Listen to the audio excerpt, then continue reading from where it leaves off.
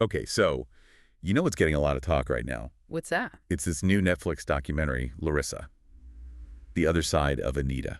Oh, right. Larissa. Yeah, I heard about that. Premiered back in March, didn't it? March 6th. Yeah, exactly.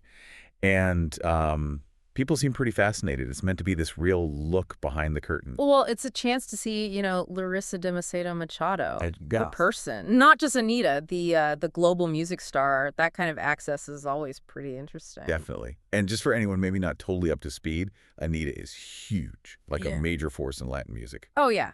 Grammy noms. Best New Artist, Best Latin Pop Album. Right. And collaborations with, Madonna, The Weeknd, Cardi B. The list goes on. Her online Yeah. presence is just massive. YouTube, Instagram, millions and millions. So what we want to do in this deep dive is sort of get past that huge image, understand her journey a bit more, especially since the documentary promises, and this is a quote, the Larissa that exists behind Anita without any filters. Exactly. So we've got the doc aiming to peel back those layers, right? But we also have her recent interviews, like on Watch What Happens Live, which, Yeah. give these little glimpses too. Right. So the mission here is really to explore what these different sources tell us about her life, her thoughts on like, who she is, how she handles the fame, this idea of self-discovery. And hopefully pull out some insights that, might resonate with you listening, whatever you're dealing with. Yeah, exactly.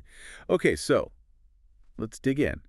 How does someone go from, the favelas in Rio de Janeiro to being this worldwide name? That whole journey is, I think, central to understanding her story. The documentary itself kind of highlights that contrast, doesn't it? Yeah. It mentions Larissa dealing with the pressure of navigating the turbulent waters generated by so much success. I mean, that's a huge jump from where she started. It really is. And she's done acting before, right? Yeah. Like Go Anita, Yeah. Made in Honorio, even that role in Elite on Netflix. Yeah, she's definitely multifaceted. But this doc sounds like it's going deeper, more into the personal side, her evolution. It really seems that way. Anita herself said this is the first time we'll really see the Larissa that exists behind Anita without any filters. She even talked about building this strong, independent, and unbeatable persona over like 15 years. Wow, 15 years. But she also admits there's been a high cost physically and mentally, which makes you wonder, right? What does it actually take to keep that up? Well, it brings up that whole balancing act, doesn't it? Public self versus private self. It's a classic challenge for anyone famous. Totally. And the documentary synopsis mentions her journey of self-discovery as she hits personal challenges, reevaluates things. So like a period of looking inward, maybe rethinking the demands of this Anita character she created. Seems like it. Which kind of connects to something else. She mentioned this idea of owning my story. Oh, yeah, that phrase. What does that really mean in her context, do you think? Well, owning my story. Yeah. It's basically about taking control of your own narrative, right? Deciding how you want your life, your experiences to be seen.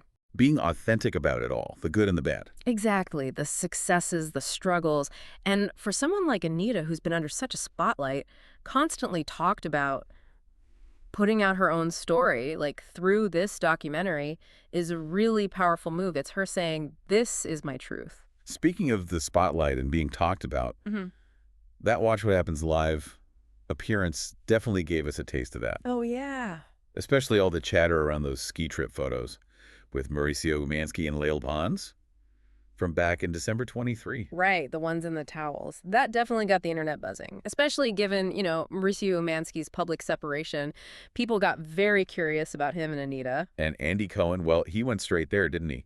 Asked her about Aspen. He did, and she called Umansky a great person, said they'd become good friends. Yeah, she really emphasized the became part, didn't she, when Andy said very good friends. She did. And she was pretty clear denying anything romantic. But it's how people read it, isn't it? That's the interesting part. Despite her saying no, a lot of people online focused on, her pauses. Or when she said, I don't know, about dating someone currently. A bit coy, maybe? Yeah, or that's how some interpreted it. They thought maybe those little things hinted at something more with Umansky.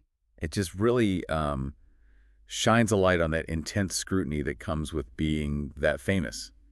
Every little word, every pause gets picked apart. Totally. So thinking about navigating fame, this whole episode kind of shows how hard it is to control your narrative, even when you're speaking directly. Right. Even when she says no, people can still spin it based on, like, how she hesitated for a second. Exactly. That pressure to manage perception, it must be constant. Part of those turbulent waters you mentioned, for sure. Going back to her wanting to show the intimate Larissa, she said those moments of really connecting with herself had become increasingly rare and brief.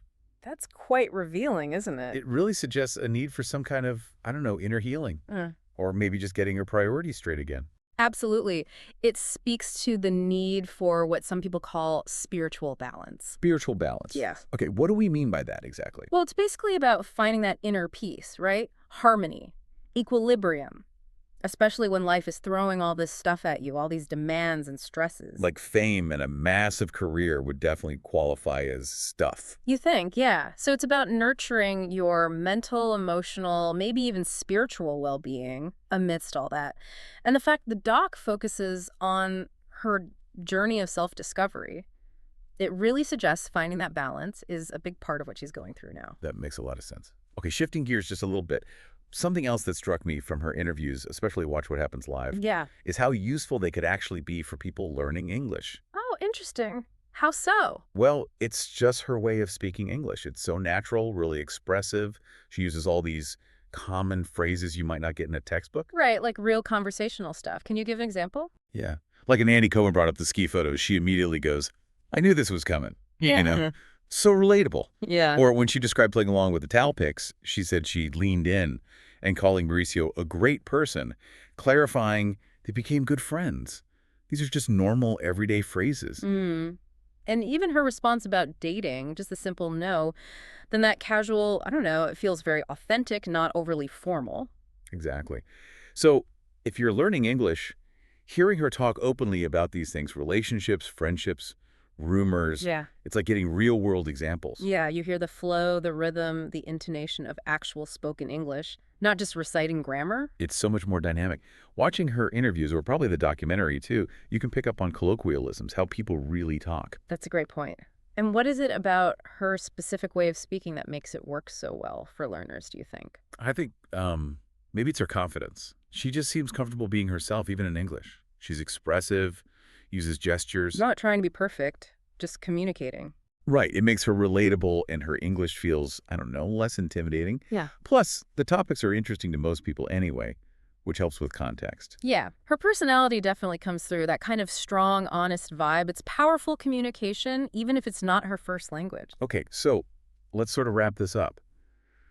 We've looked at Anita's journey, this incredible leap from Rio to global fame. A really compelling story. And this new documentary, Larissa, plus her interviews, they give us this glimpse into the challenges, right?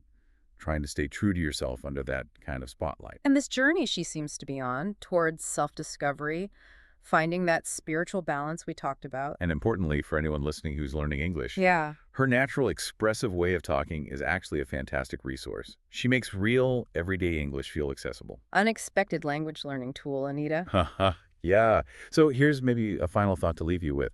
How does that kind of massive global fame really impact someone's path to figuring themselves out? Can you truly stay authentic when the whole world is watching? And what can we maybe learn from people like Anita trying to navigate that? It's a tough question. Definitely something to think about. Maybe checking out the documentary or her interviews might give you more perspective. Absolutely. Well, thanks for diving deep with us today.